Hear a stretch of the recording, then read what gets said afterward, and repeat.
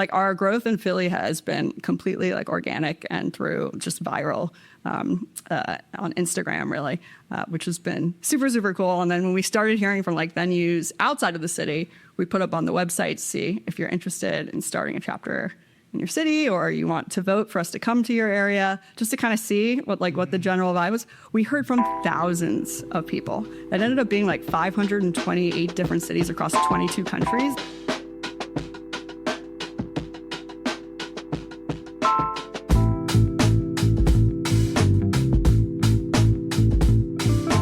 Welcome back to Brew That Podcast. I'm your host, Richie Tevlin, joined as always by Evan Blum. Hello. Before we get started, go to YouTube, hit the subscribe button, and thank you to our sponsors, The Beer Accountant and Silk & Co. And Silk & Co. Thank you for everything. But today we welcome on Melissa Schipke from Pitch a Friend. So we've been talking for a little bit. Also, I think I have met you before. Because we want to hear about your whole history. Everybody knows what Pitch a Friend is now, but you have been a startup founder for 6 to 7 years, 8 years, like 12 years now. 2013. 2013. Yeah. Cool. So you also used to be the head of the Smeal Club Philly. Yeah. Yes. Yep. So I think I went to an event at Evil Genius. Way back when. Way back when. Okay. I'm sure you were there. I'm sure. So I definitely met you before, but we don't remember that. Yeah. That's so funny. I used to be really involved with the Philly Alumni Association chapter too, and MC and to host game watches down at the Field House. Cool. In my younger days. We had I did an event at the Victory Tap Room a couple years ago with Wendy Jo? Yeah, Wendy Jo's the best. Yeah, over at Smeal, she's the best. That whole team over there is rock stars. Yeah, it is great. But welcome. So Pitch a Friend is a dating event? Yeah, so it's a celebration of single friends where friends do their dating profile version of their friend and why people should date them. So essentially it's like a pitch deck for your single friends. So I've actually been pitched before. Nice. How was the experience? Good? It was good. Yeah. It was. I was telling Liam before we got on here, the night that I went, it was about 95% guys. I know that's not how it normally is. No. It was at Punch Buggy, and I think all the owners of Punch Buggy got pitched before me. So I was like the sixth person to go that was a brewer. Yeah. And I was just like, funny. all right, get this person out of here. That's so funny. It was funny though. But I guess. Where should we start? Should we start before Pitch a Friend? Yeah, sure. So you went to Penn State. I did my undergrad at Penn State.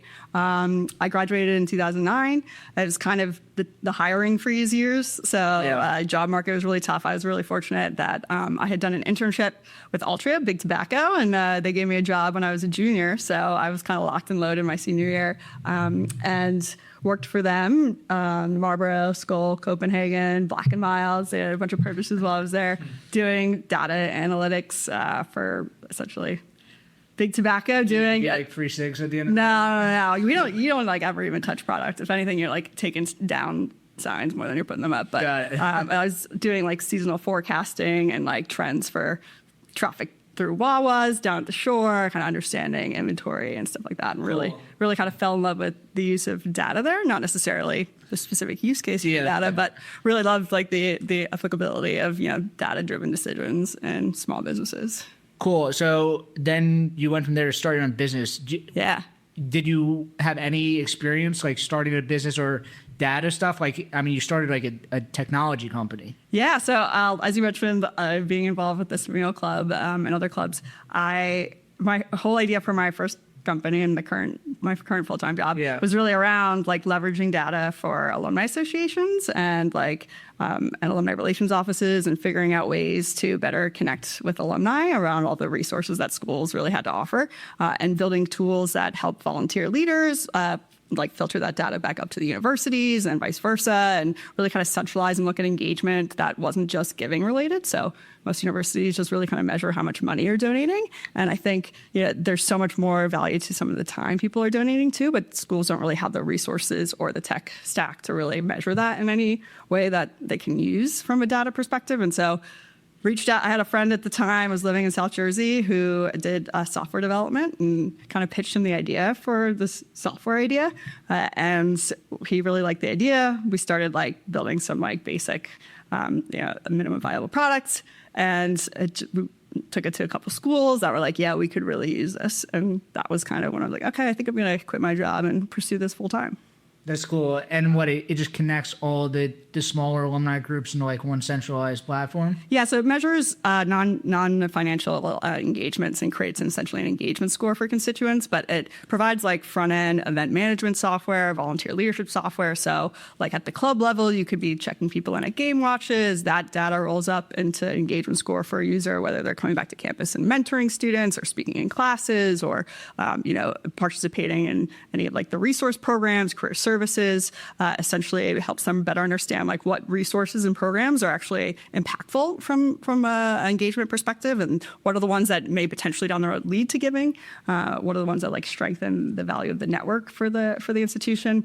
And so it kind of rolls it all up from a bunch of different levels. From the volunteer level, you can self-report as an alumni, and then also at the university level too, at like the frontline folks in alumni relations can leverage the event management tools and volunteer management tools too. Nice. So you mentioned events. Is that have you been setting up events? Is that a big part of your job? Yeah, a lot of our clients they use like our software to essentially do event registration, check-in, and stuff like that. And it essentially lets them like mark people attended. It builds an engagement score, lets them see lost engagements, and just some insights too around who's actually participating in this program in real time, looking at different demographics and stuff like that. So instead of having to like load that into a base system or core CRM and then do requests for data polls to then look at that, it's essentially giving it to them in real time. Nice. So I guess you had a lot of experience building a network of things. Yeah. That's why Pitch a Friend is exploding all over the place so quickly. Yeah. Is that you just kind of like thought of Pitch a Friend? That was actually really kind of a happy accident. So, I've been doing the Tassel thing for over a decade now. Early on, we raised 2 rounds of funding, which was super cool and an awesome learning experience. And we had a large team at one point. We've scaled back our team. We've definitely gone through a lot of different kind of growth phases. And, since COVID, working remotely, I will occasionally work from a brewery down the street from my house just to get out of my house so I don't go insane. And that brewery happens to be Buggy Brewing. And they used to do a comedy night every once in a while. Yeah. And it wasn't super funny, I would say. No knocking on the comedians or anything, but I jokingly said to one of the owners after a night that was more cringe than other nights, I said, if you just let me do pitch decks of the single people who live in the neighborhood, I bet I could get more laughs than these comedians. Yeah. And that's literally how it was born. They were like, let's do it. The first event was me and my friend Ariana just pitching some single people we know. We had another friend, Marty's, also pitching somebody as well. And people just really loved it. It resonated. It was fun. It was silly. It was just like a way to hype people up and just like a unique kind of singles event setting. Did you pitch Keith? I haven't pitched Keith, but Ariana's pitched Keith before. I probably pitched Keith at one point. Yeah. So he's my beer that's coming out in like 3 weeks. He's on the label of it. Oh, nice. Very cool. Yeah. He's a great guy. Yeah, it's funny. So the Pitch a Friend thing is like, it's very fun because it takes something like, people have gotten like young adults are pitching stuff all the time at work. Yeah. So it's kind of like taking that concept at work and they make like these like insane PowerPoint presentations and then it's just like fun pitches for their friends. Yeah. People are like Shark Tank. Super creative, essentially exactly like Shark Tank. Also combating everything online. Yeah, and you're hearing the friends' perspective too, which I think a lot of people feel like on the dating apps, you're getting like what that person is putting out or what they think people are going to swipe right on. And so being able to like hear the friends version and knowing they have like close enough friends that are willing to like go out on a limb and public speak for them and do this is also kind of like an automatic stamp of approval that you're probably a pretty decent person. No, it was fun. So Sam from the Boozy Mutt pitched me and like, oh, okay, yeah, I remember this pitch, yeah. Yeah. Do you remember what it was? They photoshopped my face onto 50 Cent and said, "Get rich or die trying." That's so funny. Yeah, people are like crazy creative. We had a group of friends pitch one of their guy friends, and the whole theme of it was the Wolf of Broad Street, and they made like custom business cards with his contact information on it, and they had like they made a like Gmail address that was like baddiesforbratty at like gmail.com for people to like submit information. People are very, very creative with it. It's really cool. It was almost like the perfect timing for it because during COVID, when did it come up? 2022? 2022 is when we did our first event. So the apps were just like so popular, especially during COVID, and people got burned out. The apps are so toxic. For sure. And this is like, how do you get to meet somebody? So run clubs are popular now, but like, that's kind of awkward too. You're like working out. This Sweating, is like a little bit different. not for me. No. Yeah. It's bringing people back into like a bar setting where it's like a natural like habitat for socializing. Yeah, getting people to talk to each other. I mean, I'm in my late 30s, but like when I was in my 20s, you could go to a bar and like talk to a stranger. And yeah, it was a little weird, but it wasn't like it is today where like people just do not talk to each other. Yeah. They only talk to the people they go out with. So it's also kind of like this massive social experiment of like getting people comfortable just like talking to strangers in bars again. And obviously, I'm sure you guys see the trends too on like people are not going out as much. The younger generation, they don't do house parties anymore, which is so sad. And people aren't drinking as much. There's so many new options now for like mocktails and NA beer, which is great. But like getting people out and having foot traffic in some of these bars and breweries and small businesses in our areas is so important too. It's this other kind of positive piece of what we're trying to do. Definitely, Evan works a ton with breweries, and like what he's seeing is like the young people, they like events. Yeah. They want to engage socially and have some experiences while they're out. It's not just about what they're drinking. Not just a beverage anymore. Yeah. It's having something to actually draw you out there. For sure. Yeah, now every brewery is like this meeting house, like once a week. Obviously like, they have trivia. They have like the karaoke night, whatever it is. But the Pitch a Friend was like the first thing that came out was like, all right, this is different and it's fun. And I remember the first one that came out. I think I was like on the second or third, but immediately it became super popular very fast. Yeah, and we again, this was something we were doing like outside of our normal 9-to-5 jobs. We're doing it monthly at Punch to start, and we just started hearing from other venues that want us to do it, and that's kind of when I was like, okay, let's put the startup hat back on and like on some weekends build some like back-end tech infrastructure and figure out what this looks like and what things we can automate and ways it could be scaled around the city, and just had kind of a lot of fun doing that and kind of seeing it work at like dive bar basement-y type vibes up to we've done an event at the 76ers area. So it's very cool to see how it works in different venues, how it's like bringing in foot traffic, people who are meeting at it and finding dates, finding love connections, finding just new friends because they're new to a city or they don't have a huge social circle, so they just want to come out and meet people. And so that's been like a super, super rewarding part of it. And it's all like our growth in Philly has been completely like organic and through just viral on Instagram, really, which has been super, super cool. And then when we started hearing from like venues outside of the city, we put up on the website to see if you're interested in starting a chapter in your city or you want to vote for us to come to your area, just to kind of see what the general vibe was. We heard from thousands of people. It ended up being like 528 different cities across 22 countries that were requesting pitch. And where do you hear about it? Just through Instagram? Through our website. Cool. Fill out, people go and fill out and they vote for places that every city is scored in our database based off of how many votes it gets, how many people are interested in leadership, how many venues have reached out. That helps us identify like new places to launch. And I do like 2 15-minute like screening calls a day, and like at the end of my day to talking to people who are interested in it and around the world. And I talk a bit to them about what dating is like in their city and where they're from. I've spoken to people in Egypt, in Ghana, like all over it's kind of nuts. And globally, like the trends are, no matter what culture you're in or what country you're in, people really love their friends and people really hate dating apps. That's crazy. That's so fun. It's was there something that like kicked off or like, because you guys went from being down like 4 or 5 places around the city, I feel like, and now it seemed like we're going worldwide. Was it like a video or something that we had like a couple viral posts that had like 2 or 3 million views. Wow. That definitely got attention in a lot of different places. And then, we started, it was last July, and we started I launched like our first chapter, and just like then people going to events or hearing about it through friends.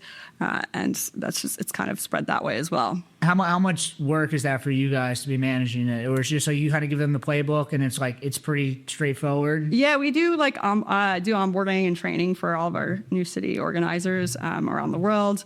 I like have terrible insomnia, so like time zones don't really matter to me. I'm always kind of working weird hours, so it kind of works for me. But yeah, and we have like a Slack community of all the city organizers. Again, they go through like a training program, onboarding program, and then we have like a tech stack for them that essentially automates a lot of the transactional and admin work. Did you set a lot of that up? Yeah. Is that I love stuff like that. Oh yeah. You've had like all that experience, like Yeah, writing scripts and stuff. I love it. Yeah. that's fun. Yeah. This is like you're making like your own, like as if your startup wasn't enough. You like added on like one startup. I don't know how to have a hobby. Like I would love to have just like a fun hobby that I don't turn into some type of job or scale in some way. That would be. But nice. this had like, I mean, perfect like market fit. Like The timing is you just is right. exploded into Yeah. it. And There's like such pull like into everything. Like everybody wants this. For sure. It's such a simple concept. So it's like, I've been banging my head in the ed tech space for like over a decade. And for this to just kind of like overnight blow up on the side, be like, oh, geez. Did you see has this happened before? Like were other people doing events similar? Yeah, I mean, during COVID, like presentation parties were like a thing. Like you present on a theme, like where you argue with friends over like what's the best chair, and like somebody presents on like a rocking, just silly I stuff. saw some article in Brooklyn. They're doing that like 15-minute presentations on like the Brooklyn Bridge or something. Yeah, or like favorite conspiracy. Like the idea of just kind of using like tech in a way that you're also being social. I think it was something that people were really looking for during COVID, and like leveraging things like Zoom and Hangouts. And Some of my favorite games are simple as that. I forget the one that it's called. It's gonna kill me. Snake oil is what a great one. Yeah. Like Snake it's oil just like that. very basic. Snake oil. You get a fake product and you have to sell it too. Got it. Everybody gets a different product. It's kind of like a Shark Tank Cool. in a way in that sense. Yeah. How has it changed? Like you guys had the layout from the beginning. Yeah, I mean, we've been doing events since 2022, and as a data-driven person, I collect a lot of data, and so figuring out like what works, what doesn't work, different start times, days of the week, how many like pitches is not enough, how many pitches is too many. What's the sweet spot? So the pictures are 3 to 5 minutes long. Yeah. And then like, what's the structure of it? You have 3 to 5 minutes, and then you go through a couple, and then We take some breaks. We have some games we do. Like we do at a lot of events, we'll do like this red flag, green flag game. And we literally use like the red flag and the green flag you get them on Amazon for like if you're setting up an electric fence, and like everybody gets one, and like you vote. Like we put something up, and it's like, they ask you what time you were born. Is that a red flag or a green flag? You're like, you want to know about your horoscope, stuff like that. And it's a kind of a neat way to like gauge all the single people there and what people think about certain things. Yeah, everyone's looking around like. Yeah, like, I text my mom every day. Is that a red flag or is that Should I say the pitch? The most like controversial one is around pineapple on pizzas. I'd say like that changes like space to space that we do that. I always like we switch up which ones we do, but that one I always like pretty consistently do because that one is so mixed everywhere. I do like pineapple on my pizza, but sometimes, but also like I just don't understand why people get offended by it. People just want. They have there's. It's a yellow flag for me. It's like I just don't care. Yeah. But I guess what like around Philly is Philly like the major market or like we do the major like areas? Philly. We probably do the most events most regularly. I'd say Denver is probably the second. They do a ton of events in Denver. It's going super well there. Amanda, who hosted out there, she's crushing it.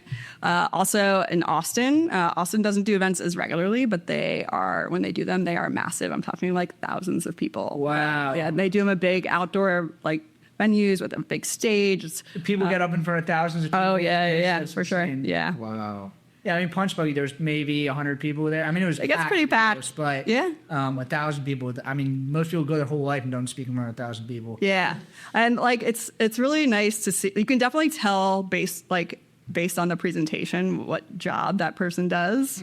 Like sometimes we see like an agenda slide, which makes me laugh. There's obviously somebody in corporate America, but I also really love when it's somebody who is not super comfortable public speaking and like kind of comes up a little awkwardly because like they're very introverted. And to me, that's like if you have an introverted friend who's willing to do this for you, like you are an awesome person, and that person like really loves you. and then the crowd is just like hyping, like they're cheering on that presenter and making them and I just like, that's the vibe I really love about it, is like the community aspect of it, of everybody like cheering for, you know, something cool that person does and applauding and just making people feel really comfortable. We hear, sorry, go ahead. No, you go. Because like we hear all the time from like, we get emails after the events from people who were pitched who are like, hey, just want you to know, like, I was super nervous about this and going into it.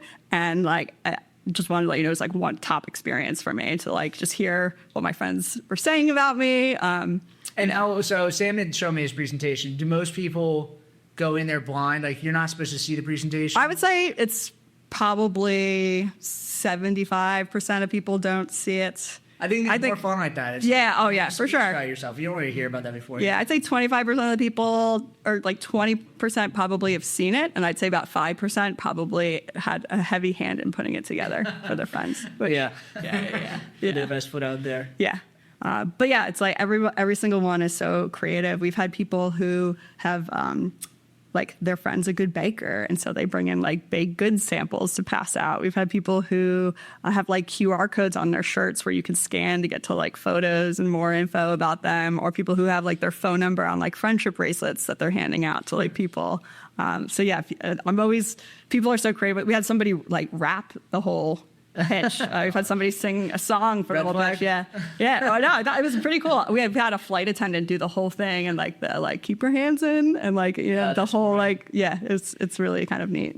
Well, do you ever imagine like just all these stories? No, not it's a wild thing, and just hearing too what's happening in all the other cities. I haven't been to one in another city yet, which is on my list for the fall, is to start like kind of traveling a little bit to go see them, just because it would be really cool to see there. I mean, I've seen videos and stuff all the time, and it's just really cool the impact it's had. We got in the summer we got a message from a couple celebrating their 1-year anniversary. They're at dinner and they texted us to say, "Oh, that's thanks." So fun." Because that's where they met, and so you gotta love that. Yeah, you don't have to tell people you met on Tinder. Yeah. You can tell people it was through a pitching event. Yeah, that's cool. What was the event at the Sixers Stadium? We did kind of a test event there to see, it was prior to the game, which makes, getting into the stadium a little confusing because there's a lot of like logistics around that. But it was like an interesting setup. We did it in that like upper level, and that we essentially got to like pick the bar setting area up there to go to do it, which was super fun. And then you could hang out and watch the game with the mingling part of the event, which happens after the pitches, was while a basketball game was going on. So that's kind of cool. That's cool. So you're data driven. Have you talked to bars or events? I mean, it's working because everyone keeps doing it at the same, like they want you to keep going, but like, have you talked to them like how much business they're getting? Yeah, we've got some great testimonials from some of our partners here in Philly just on the increase in foot traffic and business and sales. And so we also are very strategic in the way we do scheduling and how we move it neighborhood to neighborhood. We're not in the same neighborhood back to back each week because we see it as like an all ships rises type thing where we're hitting certain demographics and certain people in certain neighborhoods, but then we have people who are traveling along and it's giving them exposure to new places. And so it's just kind of creating like a social community around people who are single and people who also just like to be around positive content. We do have a lot of people who are not single who come just because they like hearing what other people say about, like they like the presentation and the entertainment of it and just being around positive energy and people being nice to each other. So that's like another element of it too that's been super cool to see. So you guys are mostly at breweries, or is it split? It's pretty mixed. Bars? Yeah, we have like typically like 1 to 2 venue partners per like neighborhood here in Philly, and I'd say it's probably 50-50 for like bar restaurant / brewery. Cool. So I know you guys go to the Boozy Mutt. The pet friendly events there. We have one coming up in 2 weeks for single pet parents. Nice. As if it wasn't already. It's like, all right, here's a picture of me and my dog. Yep. That's fun. What are some other cool? Are there venues that like around the world that are kind of unique that are like? the one in, what did you say, Austin? with Yeah, 2,000 that's people? a big like outdoor space.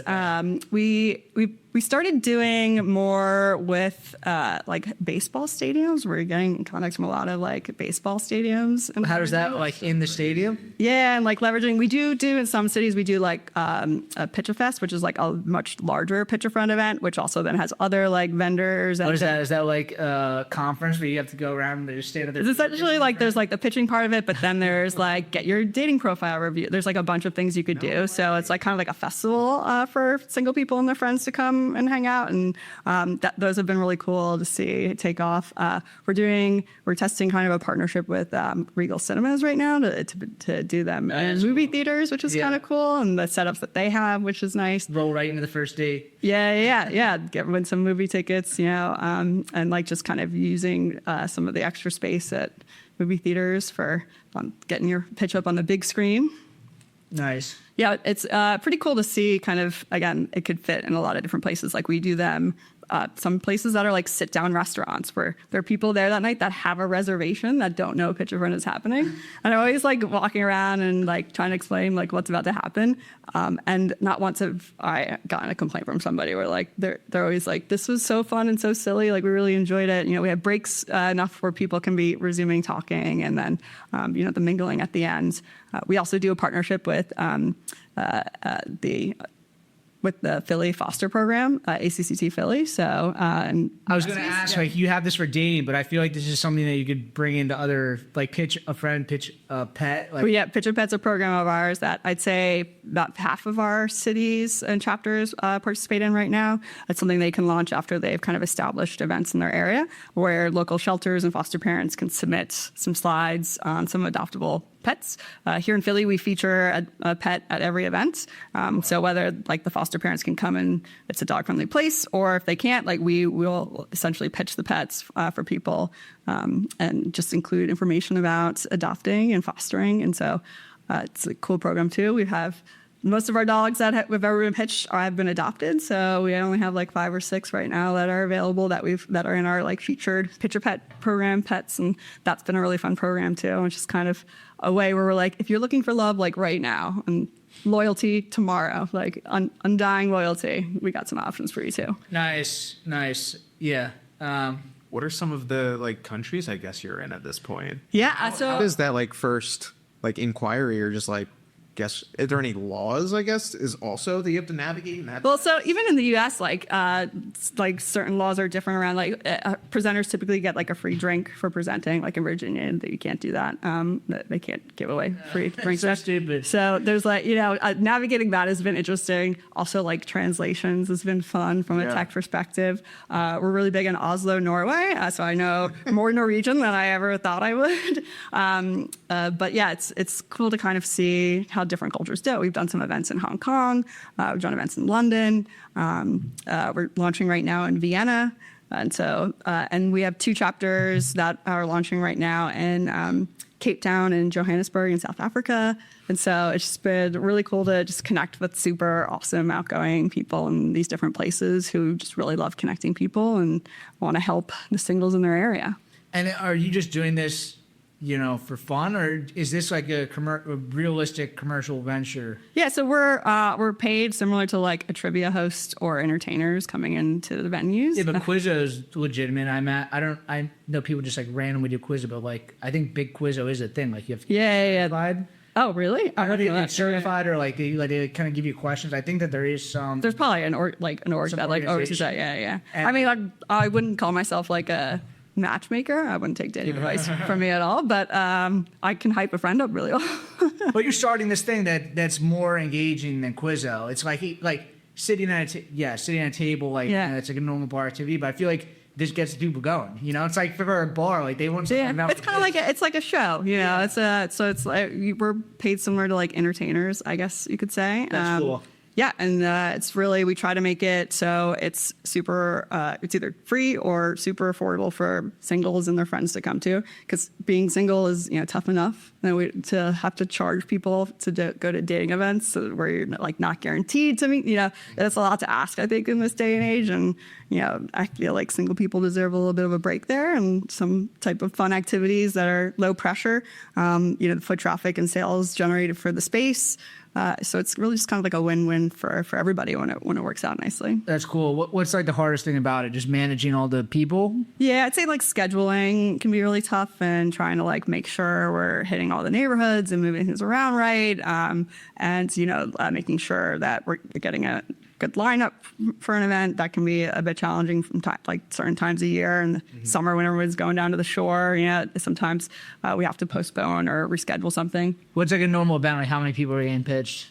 It's typically anywhere between 6 to 10. We typically don't go over 10 because people start getting a little bit rowdy and eager for like the mingling part, and then like the last two presenters like kind of get talked over a little bit. And so we try to, the sweet spot's anywhere between like 6 to 8, and it kind of varies too by the venue and the venue setup, and that determines kind of which games we're doing, whether people are seated or standing. There's a couple different things that like factor into adjustments what are we make. Games? Oh yeah, like the red light, green light. Yeah, like red flag. Yeah, and we also have like a meet cute bingo one where you're up and you have to like find people who have weird hobbies or have an interesting opinion on something, or have are left-handed and stuff like that, where then you have to write their name and you have to be able to like get on the mic and say those names and point those people out, and there's prizes associated with that. So can't do names. Yeah, well, you get to write it down, but it's like, we definitely check to make sure you're not cheating and that you've met these people and you've talked to them here. And we have awesome sponsors here in Philly and really kind of on a global scale that donate prizes and stuff for those people who are participating and winning stuff like that. I know like Fiddlehead raffled away a solo stove at our event in Delaware. Nice. Which is super cool. Yeah, so yeah. We have Guinness is awesome here in Philly and High Noon. Guinness shirt. Yeah.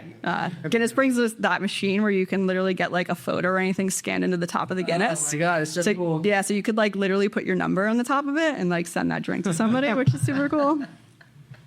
Yeah, there's so many different avenues I guess you could go as far as like a commingling event. Are you taking things that you've learned from this into Tassel? Yeah, I mean, so from like a data perspective and also like events management, events planning, there's a lot of overlap, which is super nice. And so the way I'm like thinking about it from like a scaling perspective and a data structure perspective, and like what's helpful to know and what can really help small businesses and help universities be more strategic with their data, it's an important piece. Have you thought about bringing this to colleges? So like college towns, we definitely have a lot of interest in college towns. We're probably going to be doing some like pilots for that. It's really kind of interesting because they're already drinking anyway. They're already there. But. Yeah, and that generation's not as keen to like sign up for things. I feel like I don't know. It's hit or miss rate. Like we tried to do like a Gen Z night, and we didn't really get enough people. I just started like some smart colleges. I started like Penn or something like.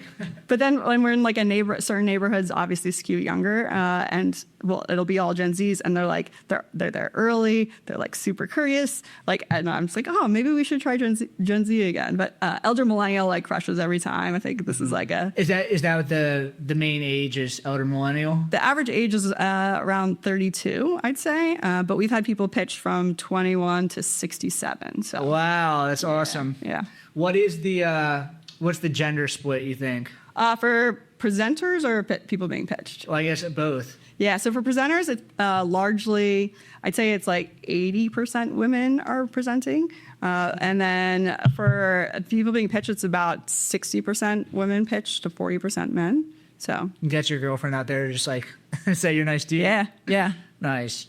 Yeah. And I saw you guys do like LGBTQ friendly events and like LGBTQ like focused events, like like kind of focus. Are there different events for different things? Like we our standard event is where all of our events are always LGBTQ plus friendly. Yeah. It's literally a requirement we have for all of our chapters too. That all of the marketing materials always say that we want our events to be a safe space for everybody and for everybody to be included. But we do like LGBT LGBTQ plus focus nights, Yeah. which are super, super fun and awesome. And we've done again, elder millennial nights. We've done 45 and up nights. Seen that. You could do that at Chicks in South Philly. Yep, we've done, and we've tried to do Gen Z. Gen Z has worked in some other markets as well. We're working and doing a test on a neurodivergent specific one, which we're super excited about. And then down in Charleston, we're actually doing a Pitcher Friend After Dark for folks with that are into kink and other related things, which is super. You got to have something for everybody. Cool. They're going to do a workshop ahead of time for people who are just interested in learning more about it to get people to feel comfortable with it. So yeah, it's just some cool applicability in a bunch of different ways for it.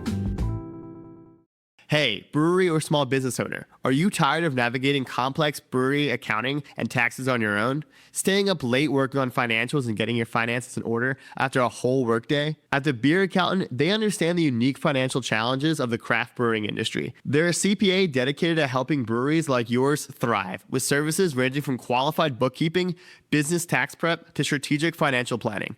Stop wasting time on spreadsheets and focus on what you do best: making great beer and running a small business, servicing over 50 breweries in 4 states. So if you own a brewery or small business, stop overpaying for reactive support and start being proactive with the Beer Accountant. Don't brew that IPA without this CPA. Visit beeraccountant.com to learn how their specialized expertise can help your brewery grow, profit, and succeed. Yeah. So what's the future for Pitcher Friend? I mean, you guys are already worldwide after 2 years. What's next? Just keep growing into the markets that you're in? Yeah, I mean, we definitely we have close to 600 cities that have potential in it. Wow. And so we're in 62, I think. And who's managed? I mean, the hosts there are managing. Do they all have their own Instagrams? Yep, they all have their own Instagram. Do you have experience managing social media? Yeah, some. But yeah, we also help with some of that stuff as well. Right. Essentially, it's all through central HQ. Got it. But yeah, they all have certain rules and things to follow, but we encourage them to be creative with it and connect with their communities and people. Some people are really, really good with that, and that's what they love doing, and they'll share that content with other chapters, which is great. So it's just an awesome community of people who are sharing things. Everybody's got different areas of expertise, but we try to make sure there's resources and stuff for everybody. I'd say from our hosts, the average age of our people who are hosting the chapters is around 38. So we have some folks, I think the youngest host is 23, and our oldest host, I think, is 55 or 56. We have a married couple that hosts them down in Virginia, which is super cool. They just love connecting people. And so it's just also from the people who are hosting the events, it's a wide range of people from different backgrounds and different careers. Their normal 9-to-5s are very different. And so that's a pretty interesting piece of it as well. Just meeting those people and hearing their stories and what makes them excited to be doing something like hosting this. In their Definitely. career. And it's because it's all over the place. It's people that move to new cities and don't know anybody, this is a great place. Yeah. I feel the apps are just kind of toxic, but also just going to a singles mixer, I think is so awkward. I've never been to one, but I used to work. Yeah. So I used to work at Figo. Yeah. And we did some mixer events, and it was just it's the most awkward thing ever. Yeah. It's kind of breaks automatically breaks the ice and kind of lowers everybody's barriers. It's Absolutely. Yeah. It's low pressure. And your friends are there, whether they're single or not. Love when pregnant women are pitching their friends, because look, these people were stood by me during my wedding. They've been at my shower. They've done all the things. It's this is my time to hype them up. And also too, because the experience being single is just not super great right now, and you're just having bad experience after bad experience. It's just nice to have that positive and fun time with it. I think to get people rejuvenated. When you get married, you have a kid. You're the single people are always doing parties for them. They get celebrated for being single. It's absolutely tables are turned. Yeah, NPR actually came out and did an interesting article where they talked to some of the single people being pitched prior to them being pitched to say what do you think are the things that your friends are going to say about you, and then talk to them after they saw their pitch, and just how people even perceive what their strengths are, and there's a lot of things they don't even recognize. It's cool. It's what exactly what you're saying. Yeah. It's just like you get like this third party perspective of like, oh, this is how I'm perceived by my friends. Yeah. Yep. That's yeah. fun. So, and also too, like there are a lot of friends that maybe don't necessarily have those types of conversations with their friends. Like they may just be more like drinking buddies, or people who like just don't necessarily get into the deepness of like, what are you looking for in a partner, and like, what are your long-term goals, and how are you in a relationship? Because you really have that, friend relationship with them. And so it's really fun too as the friend. Like I pitched a bunch of friends of mine to get to like sit down before and do like the research part for your pitch of like, okay, I want to know like, what's your credit score? Like, what did you buy your house? Like the things that like you just can't really naturally ask in conversation, or like, what are you looking for in a woman? Like what's your 5-year plan? Like, so it's nice too as like the friend to like learn additional stuff about them. Definitely. As well. Yeah. Definitely. So I imagine you've seen a lot of these pitches. Yeah. So say someone's getting ready to write a pitch for their friend. Like, what should they hit on? Like, what are the spots that gets the people going? Like, what are? Yeah, I mean, you definitely. It's definitely not a roast. We have a very specific rule around like no roast, and then also like no nudity in the presentations. But that's really kind of like the rules around the pitches.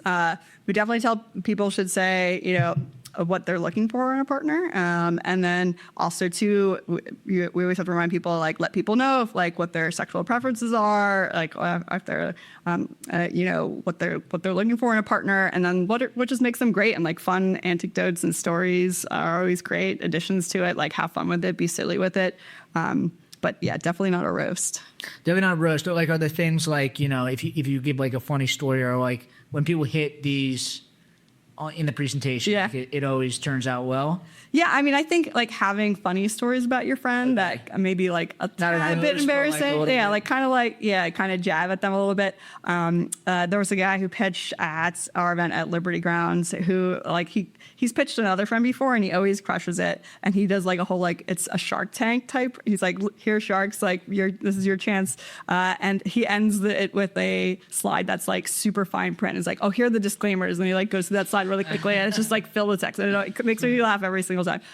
But yeah, I think being fun and silly with it is always a plus. But even like some people who are just like not naturally very funny, but they really love their friends, like that really shows, and can be like a really beautiful thing to watch too, and people really rally behind it. Most of them are kind of humorous though. Yeah, I'd say most of them have some element of humor to it for sure. And even when it's like the slides don't look super great, some people who have like, it's a white slide with black text, they like crush the delivery of it. And so that's an element of it too. But yeah, it's just, I think it's such like an easy topic to present on, and like just having like slides with photos as like points of reference, and be able to be silly with it. People are used to like, pitching some like business model. Yeah, it's a very easy presentation to put together, I think, for people. And I think that's where they have a lot of fun with it. Do you advise like, this is how many slides you should have, like kind of just keep it within 3 to 5 minutes? Yeah, keep it within 3 to 5 minutes. The only requirement we have is like the last slide has a photo of them and like the way they want to be connected with, whether it's like a phone number or an email address, or like slide into my Instagrams, or here's a QR code, buy me a drink on Venmo. Like that has to be the last slide, because we take all the last slides, and then after all the pitches are done and it's mingling, those are all on auto rotate. So if like you miss somebody's information, you can easily like take a picture and grab that because they're on rotation at the end. Or like, even if we always encourage people too, it's like, you may have a single friend who's not here tonight who you could play matchmaker for, because you're like, oh, they would be perfect for my friend. And so you can make that connection for them too. And so having the last slide have that information is very important for that. That's cool. Do you have open spots for people in Philly to even do it? Like, Yeah, for sure. Like locations? Yeah, so it's just once a week, or it's typically once a week. Some we occasionally take a week off. We're at Evil Genius on Friday this week. Cool. And that's always a fun spot. And then we're over at the Boozy Mutt. Cool. And I think we're back in Center City after that at Ladder 15. Cool. But yeah, we're different neighborhoods each week. And it's just like a super, super fun time. Are you at all these in person still? Most of them, I'd say, yeah. Oriana hosts some of them as well. And then we have some friends who will tap into to host from time to time when one of us is away. But it's for me too, is like, I would be at home on my computer, like, or watching TV on weekdays. Like, it's a nice way to get like me out of the house personally. So it's gotten me into definitely parts of the city that I just was like, no, it's too far. And now I get to go around. I'm not going out socialize. I socialize with Evan and one other person, but I use this as like, this is my socialization time. Yeah. So it's like, for me, it's good too. I used to, like, in early days of fundraising with Tassel, I used to do a lot of public speaking and be more engaged in the community stuff. So it's been like a nice way for me to get back out Can we there. go back to Tassel a little bit? So Evan and I just quit our jobs 2 years ago. You've been at this, like you said, for like 12, 13 years. But we're trying to like, bootstrap this thing and kind of like duct tape this thing together. But you went through like traditional like kind of venture funding, right? We did and, too. Yeah, I did an accelerator program. We did angel investing rounds. Yeah. What was that like? Were you just kind of came up with this idea and then you just like submitted it to, these angel companies and like it was just constant fundraising and like building this thing? Yeah. The best way I can explain it is like a terrible version of dating where you're just going on dates with people who have a lot of money who are just rejecting you 24/7. So fundraising right now, I'm like, almost done it, hopefully, but it's like this summer has been the most stressful thing in my life. Yeah. You got to know the pitch deck back and forth. That was like definitely experience. There's a lot of that process that I feel like can't really be taught. I know when I was in school, the entrepreneurship wasn't really like a thing. So I went to Smeal also, and I took I was there 2011, 2015. Okay. And I was management, but it was like entrepreneurship. They had some, I started it probably right after you left. Okay, yeah. And it got what do I want to say? Like, it didn't prepare me at all, but like what I'm doing now, like it basically told me that I wanted to get into craft beer. Yeah. As far as like the things I'm learning, like I'm learning, like I really have to go through it to figure out how to do it. Yeah, it's definitely like a learn on your feet type thing. I'd say like what I remember in like the first year when I just left corporate America, and so all I knew was like corporate America training, and I started getting involved. Like the Philly startup scene is awesome. Like there's so many startup resources and startup communities, and I'm sure it's like 10 times as good now as it was back then.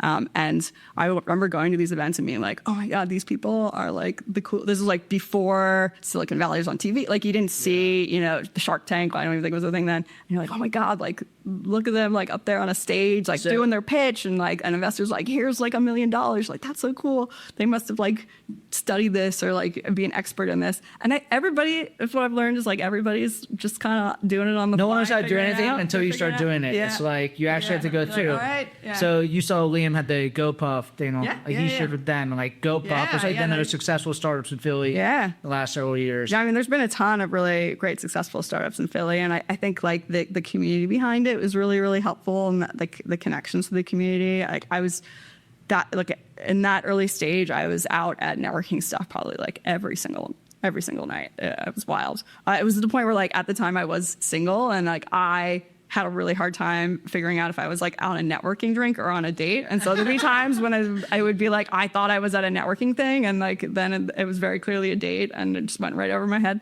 But yeah, it was like you're networking just like all the time. And how long did it take like for your startup to like get off the ground, and like were there a lot of changes throughout that process? Oh, for sure. Yeah. We definitely like figuring out and getting like customers was like a big thing. We got very lucky. So at the time I was just finishing up my master's at Rowan University, and Rowan University was launching an innovation fund. And so we pitched to them, and they were one of the groups that came in and are one of our early stages for fundraising. And then we got some matching from Ben Franklin Technology Partners, which was awesome. And then we had a lot of support from a lot of the local angel networks of people who wanted to invest in it. I think like for what we were pitching around the tools and stuff that we were offering was something that resonated really well with angel investors, because they are hit up by their universities for money all the time. So they're like, oh, it would have been great if somebody like gave a shit about like the time I put in. So they like really understood, the challenge. Oh, so the fact that Rowan like gave you money, it's like they can, they know exactly what they want from you. Yeah. And so like that was super great. They've been super, super awesome. PennState for me too, like as an alum, a lot of the early ideas for it were vetted through a bunch of the different departments at Penn State. And Penn State's really like, when you look at higher ed and universities, it's like 45 different colleges all in one. Like every school there kind of operates as their own thing. And so they're using different tools and email. Like, is it the largest alumni base in the world? Yes. Yeah. And so they were like an amazing kind of spot to like learn a lot. Our first, I think like 8 contracts were with different colleges at Penn State too. And then we eventually got like a contract with the university. And so, but yeah, it was a great learning ground for like all the different situations from like the smaller schools to the larger schools and the different tools that they're using.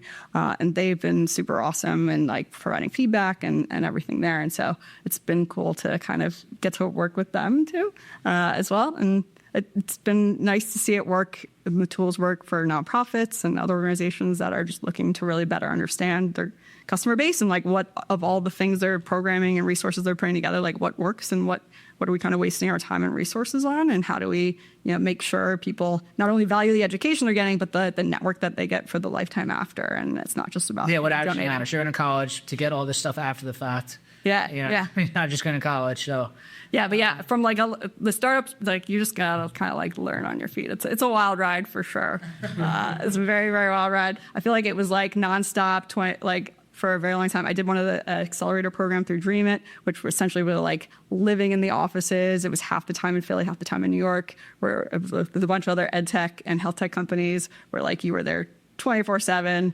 Like that, we were out then meeting with investors in California, flying back, like doing. It was wild for sure. That's cool. Yeah. Well, so before I knew all this, like Pitch a Friend just exploded. Like, it makes sense. It's a great idea. Plus, you were behind it that had all this experience, building a network, building this like great thing. It's like it was just like a perfect timing of things. And like Punch Buggy, love those guys there. Like without them, like willing to kind of take the chance on it, it wouldn't really be anywhere. And we have such like an amazing community of people who hang out there that I think really help for it. For 2018, I got very sick and like had to like literally relearn to walk. I had a bunch of surgeries on my leg and all this stuff. And so like when I moved to that neighborhood, my physical therapy was like, can I get to Punch Buggy and the cider works for like a beer? Like I was like, if I could get there, it's great. And so it just kind of, there's an amazing community of people there of like all different ages and people that have just are people you could go out and talk to at a bar. Like you don't need to text people at a time. It just has that kind of community there. And so for this to kind of start there was like the perfect place for it to then try to replicate building community elsewhere. Awesome. Punch Buggy coming on tomorrow. Yeah, they're the best. Love those guys. Yeah. Great timing. Awesome. Well, thank you for coming on. Yeah. Pitch a Friend is awesome. Everyone should go check out Pitch a Friend. You should go pitch somebody or go just enjoy your time there. Yeah. It's very entertaining. So where can we can find you at Pitch a Friend on Instagram? Or? Yeah, pitchafriend.philly is our Philly account. We also pitchafriend.com, pitch-a-friend.com/Philly has all of our Philly events. But if you're traveling in other cities or have friends in other cities, they can check out all of those cities on our website as well. And if you're in a city that is interested in having Pitch a Friend there that doesn't have it yet, and you like hosting events, you can reach out to us as well. Cool. Awesome. And Tassel also, do you want to pitch that? Yeah, so Tassel, if you're a university and you're alumni relations and you're working with a shit ton of tools that don't talk to each other and you're looking to leverage data, you can reach out to us about that as well. Awesome. Well, Melissa, thank you for coming on. Yeah. And then you can follow, yeah, of course. And you can follow us at Brewdat, at the Brewdat Podcast, and we'll see you next week. Weird. Cool. Thanks. Thank you. Yeah.